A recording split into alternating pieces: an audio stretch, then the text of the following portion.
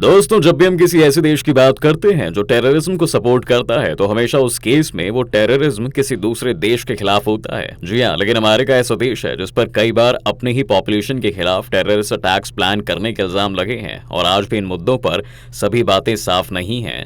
कौन से वो इंसिडेंट्स हैं जिन्होंने उनकी सरकार की सच्चाई उजागर कर दी है? आइए जानने की कोशिश करते हैं आज के इस वीडियो में। बस अंत तक बने रहिएगा हमारे साथ। लेकिन वीडियो शुरू होने से पहले अगर आप चैनल पर नए हैं या आपने अभी तक चैनल को सब्सक्राइब नहीं किया है तो चैनल को सब्सक्राइब करना और बेल आइकॉन दबाना बिल्कुल ना भूलें। दोस्तों, सरकार द्वारा प्लान्ड एक टेररिस्ट अटैक का सबसे पुख्ता सबूत हमें 60 के दशक में अमेरिका में मिलता है। जी हाँ, ये कोल्ड वॉर का समय था। अमेरिका सोवियत यूनियन की कम्युनिस्ट आइडियोलॉजी के खिलाफ दुनिया भर में संघर्ष कर रहा था और तभी क्यूबा में फिदेल कास्त्रो ने वहां की सरकार का तख्ता पलट कर दिया था और एक कम्युनिस्ट राज एस्टैब्लिश कर दिया था। अब प्रॉब्लम ये थी कि क्यूबा में पहले बटिस्टा का राज था जो कि एक प्रो अमेरिकन लीडर था और CIA के कंट्रोल में था। इस वजह से अमेरिकन कंपनीज क्यूबा के रिसोर्सेज से काफी पैसा बना रही थी और इसी शोषण के खिलाफ लड़ते हुए फिदेल कास्त्रो के हाथ में सत्ता आई। अब CIA और US मिलिट्री का ये प्लान था कि वो क्यूबा से भागे हुए रेफ्यूजीज को इकट्ठा करेंगे और एक इन्वेजन लॉन्च करेंगे। इस प्लान को गढ़ते समय अमेरिका में इलेक्शन हो रहे थे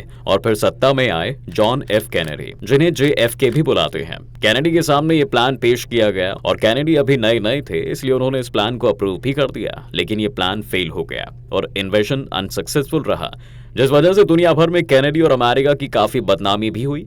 लेकिन मिलिट्री इससे भी एक स्टेप आगे जाना चाहती थी और उनका ये मत था कि क्यूबन रेफ्यूजीज की जगह US मिलिट्री को वहां इंटरफेयर करना चाहिए। लेकिन क्यूबा के खिलाफ जंग का ऐलान करने के लिए उन्हें एक वजह चाहिए थी और तब ये प्लान तैयार हुआ कि वो लोग अमेरिका में कुछ टेररिस्ट अटैक्स प्लान करेंगे और इसके बाद इसका इल्जाम क्यूबा पर लगा देंगे। अगर इस प्लान की डिटेल्स में जाएं दोस्तों, तो प्लान ये था कि ग्वांतानामो बे में जो US मिलिट्री का बेस है वहां से रूमर्स फैलाए जाएंगे और जो अमेरिकन फ्रेंडली क्यूबन्स वहां रहते हैं उनसे बेस पर फेक अटैक करवाया जाएगा। इसके अलावा प्लान में यह भी शामिल था कि अमेरिका की एक शिप को ही ब्लास्ट कर दिया जाए। ऐसा ही 200 साल पहले भी किया जा चुका है, जब 1800 के दौर में अमेरिका ने अपनी एक शिप को उड़ा दिया था ताकि वो क्यूबा में स्पेनिश एम्पायर के खिलाफ लड़ पाए। इसके अलावा इस प्लान में मियामी और वाशिंगटन के इलाकों में टेररिस्ट अटैक करवाना, क्यूबा से भागकर आने वाले रेफ्यूजीज की बोट को डुबा देना और अलग अलग शहरों में प्लास्टिक बॉम्ब से ब्लास्ट करना भी शामिल था।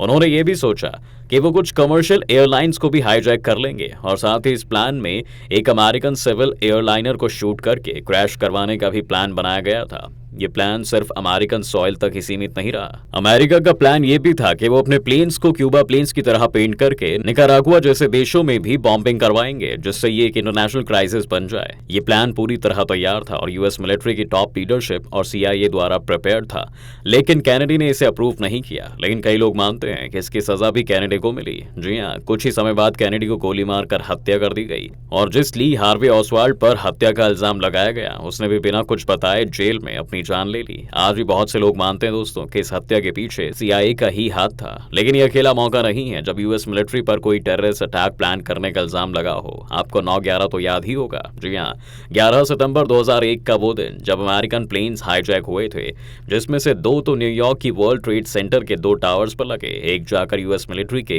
हेडक्वार्टर पेंटागन से जो टकराया और एक प्लेन खाली जगह पर पैसेंजर समेत क्रैश कर गया। इस अटैक के पीछे यूं तो ओसामा बिन लादेन और अलकायदा का हाथ बताया जाता है, लेकिन आप इसके तथ्यों को गौर से देखेंगे तो आपको कुछ और ही बात मिलेगी।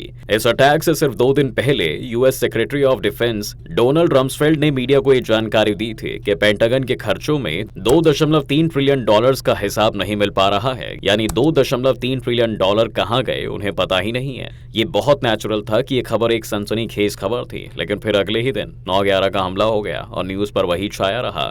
दूसरी बात, इनमें से एक प्लेन US पेंटागन से जो टकराया, जहां पर इस क्रैश की वजह से बहुत सारी फाइल्स डिस्ट्रॉय हो गई थी और आप समझ गए होंगे कि इनके वो फाइल्स भी थी जो उस $2.3 ट्रिलियन की गड़बड़ी से रिलेटेड थी। इसके अलावा दोस्तों, पेंटागन पर जो हमला हुआ उसके बारे में ये भी कहा जाता है कि प्लेन आकर दीवार से टकरा गया, जिस वजह से दीवार में एक बड़ा होल हो गया था।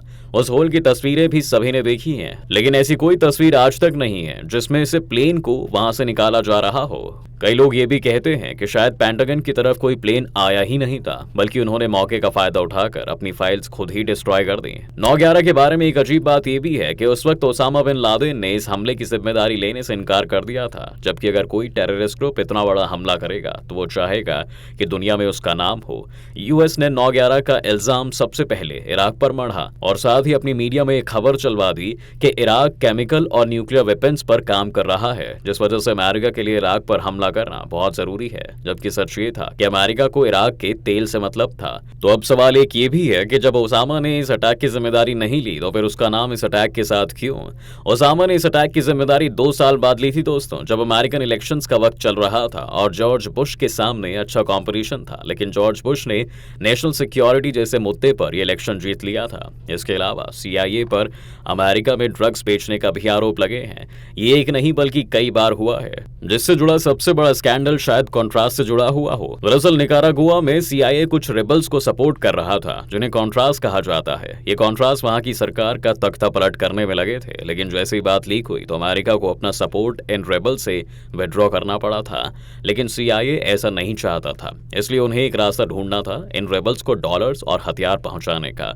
और तब CIA ने काफी सारे ड्रग्स को अमेरिका में एंटर होने दिया, जिसका पैसा सीक्रेटली CIA को जाता था और इससे वो कॉन्ट्रास को सपोर्ट कर रहे थे।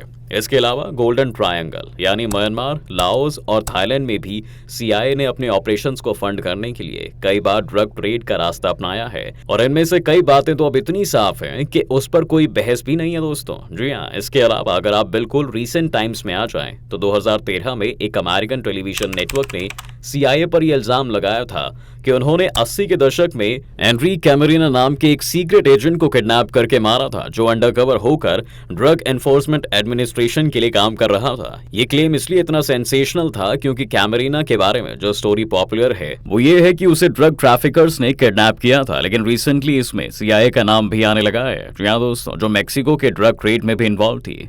वैसे इस केस में भी कॉन्ट्रा रेबल्स की इन्वॉल्वमेंट दिखती है, क्योंकि ये वही समय था जब CIA उनके लिए ड्रग्स बेचकर फंडिंग जुटा रही थी। इसके अलावा अगर बात करें तो इस वक्त अमेरिका रूस के वैगनर ग्रुप को एक टेररिस्ट ऑर्गेनाइजेशन की तरह मानता है, लेकिन यूएस के पास भी ब्लैक वाटर नाम से ऐसी ही प्राइवेट आर्मी है। और अगर इसके द्वारा किए गए कामों की लिस्ट निकाली जाए तो अमेरिका द्वारा प्लान्ड टेररिस्ट अटैक्स की संख्या में और भी ज्यादा इजाफा हो जाएगा।